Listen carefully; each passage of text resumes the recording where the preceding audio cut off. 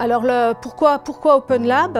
C'est en fait parti d'un constat il y a une dizaine d'années qui est la désaffection des lycéens pour les carrières scientifiques. Connaissent la médecine, la pharmacie, mais rarement les carrières en recherche. Et également d'une opportunité qui était la création de ce qu'on appelait à l'époque des postes de doctorants missionnés qui devaient aller en entreprise.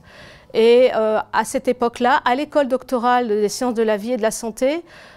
où l'idée d'Open Lab est partie, 2 postes de doctorants missionnés étaient disponibles. Donc à cette époque, en 2007, Michel Labouesse, qui était directeur de recherche au CNRS, mais aussi directeur adjoint de l'école doctorale Vie et Santé, a eu une idée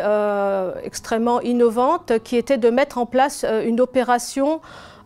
qui avait pour but en fait de démystifier ce qu'on appelle le doctorat, le plus haut grade à l'université, et d'aider à promouvoir la biologie. Il est parti d'un constat également de ce qui se passait à Utrecht en Hollande,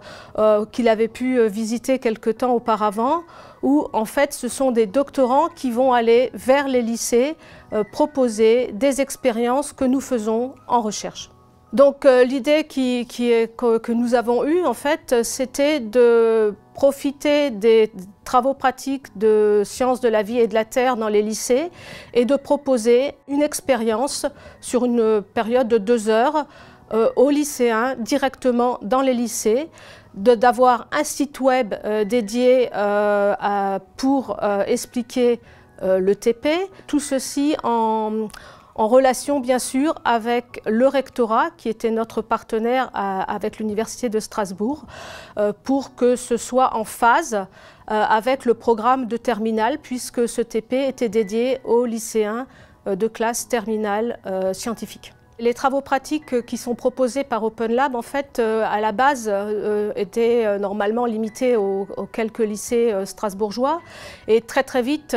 avec je dirais l'engouement des lycéens, des professeurs et de toute l'équipe d'Open Lab, le TP a pu être mené dans toute l'Alsace et ça a permis à des villes et des petites villes en particulier qui sont éloignées des grandes universités comme Strasbourg de pouvoir avoir l'opportunité de faire réaliser des expériences aux lycéens qu'ils n'auraient jamais pu